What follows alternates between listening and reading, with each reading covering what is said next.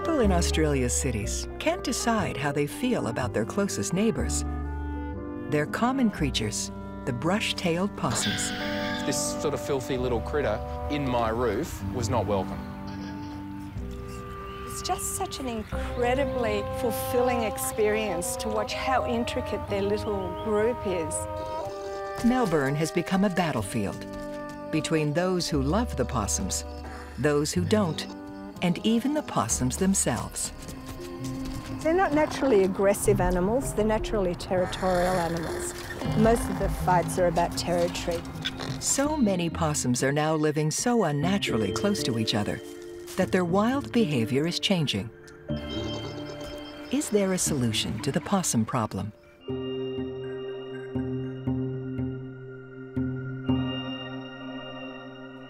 Australia is the land of the marsupials, and the possums that live here are closely related to kangaroos. They're different animals than the ball-tailed opossums that live in North America. These have prehensile furry tails and no O in their name. The common brush-tailed possum seems to thrive everywhere in Australia, including urban centres. This possum was sitting on my veranda. It was the size of Marlon Brando when he died. Sharing space with the clever, determined possums is difficult for some of Melbourne's human residents. There's a possum in my house. Let me do something! It sounded like Jurassic Park. Sounded like a dinosaur from Jurassic Park. Like all native species in Australia, brush-tailed possums are protected.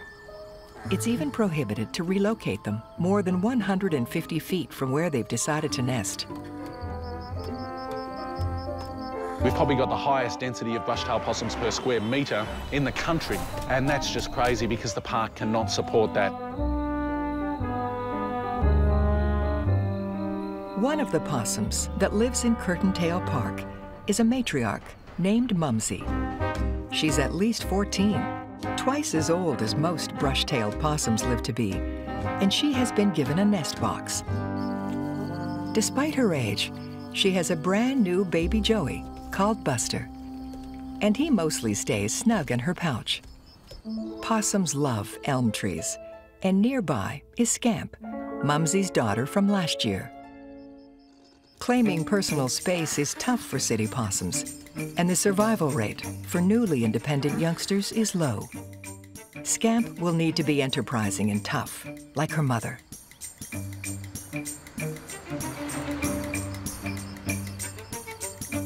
Local resident Rhea Linden does her best to care for the park's possums, ignoring opposition.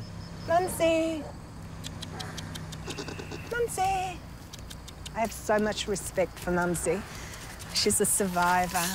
She's unbelievably strong against the odds. She's lost her tree, she's had a baby every year and managed to rear it. Yeah, she's a good role model for women everywhere, I think. Yeah.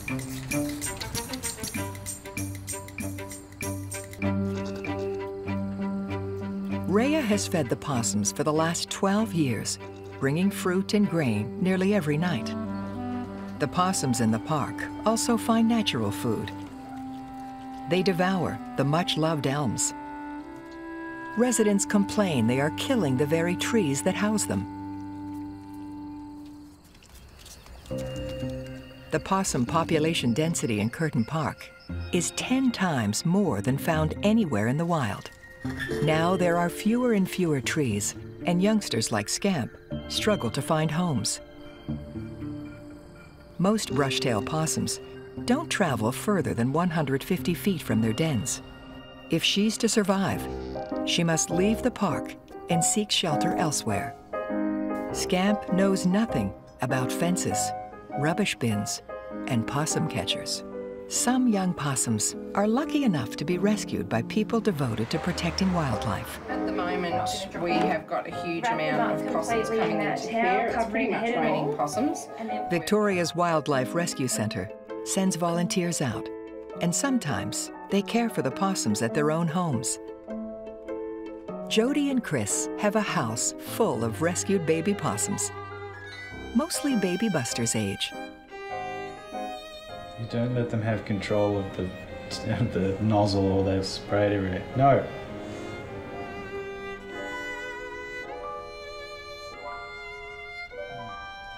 You're making a bit of a mess. Only the luckiest possums end up here. But looking after them is exhausting. 6 o'clock feed, clean the cages, home from work, feed them again, and as you feed them, because they're little, you have to take them to the toilet as well, sterilise all the bottles in between feeds. And then there's a 9 o'clock feed, a midnight feed, which Chris did, and then I got up and did the 3 a.m. feed. But it's quite tiring, but once you get into it, you sort of get into a rhythm, and you're sort of just doing it like a robot. I guess it's just second nature after a while.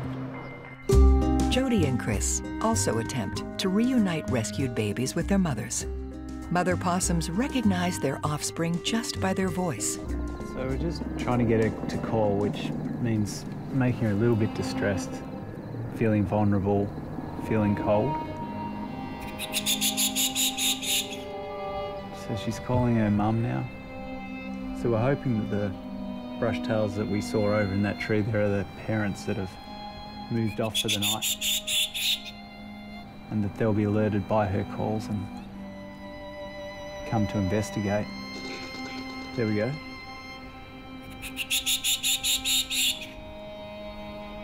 So with a bit of luck, the mum will be coming back. Just watch yourself. She's starting to get kind of stressed. Is that possum?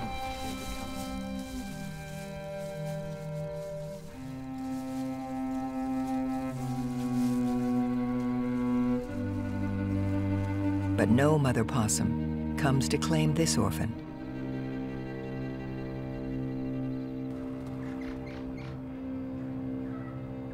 Since it is illegal to kill possums, when there's a problem, people call Paul the possum catcher. He doesn't kill the invaders, he just evicts them. A child care center in the city has developed a possum problem. Most mornings, this is our regular routine of sweeping up the possum poo so the children have a clear yard to play with. We can't just leave things in the morning. We've got lots of little children, and little children put things in their mouths, and we don't want possum poo to be one of the things that they put in their mouths. Now, a possum has eaten its way into the center's roof cavity. The one-way chute that Paul places in the roof will allow the possums to leave during the night, but not get back in. So what I need to do is to encourage him to leave.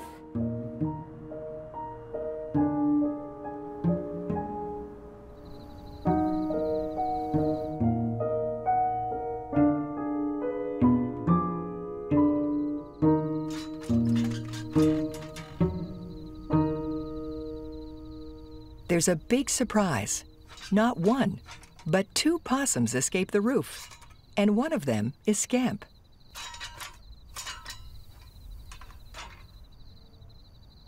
Evicted from the center's roof, and with no nest box to move into, Scamp is once again homeless.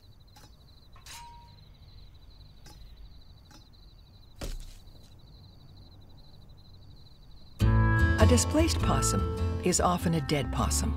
So across the city, possum supporters and possum opponents try to find solutions. Most focus on keeping the animals out of human habitats. If you want to wage war on possums, there are about 3 ways you can do it. The first one's the mechanical way, and you say if it's a special tree, ban the tree, stop them climbing up, and then you can put protectors on top of your fence. And I've seen that work in a couple of things, but it can make your place look a little bit like Star Lake 17. Then there's chemical warfare, which is basically the spray-on deterrent.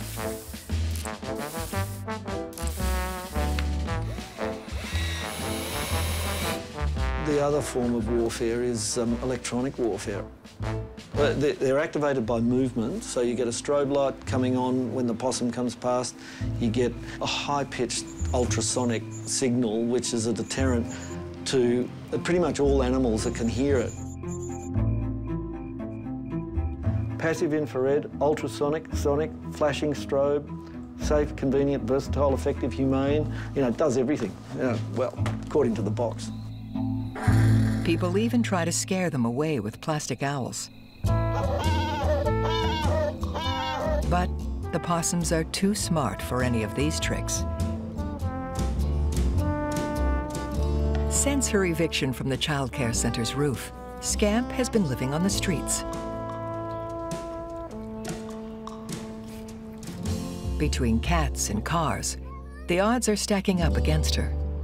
And she's getting increasingly unpopular in the neighborhood. Homeless possums are problem possums, but they are incredibly resourceful.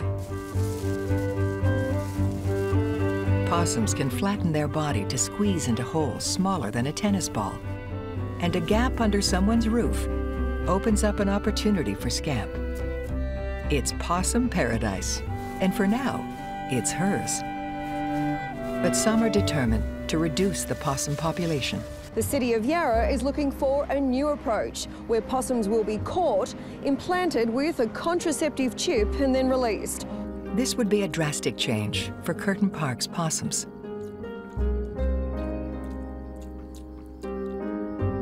Mumsy's baby Buster is now 5 months old and clings to her back with his human-like hands and opposable thumbs. Over the next month, Buster will alternate between the security of Mumsy's pouch and learning the skills needed to survive in the city.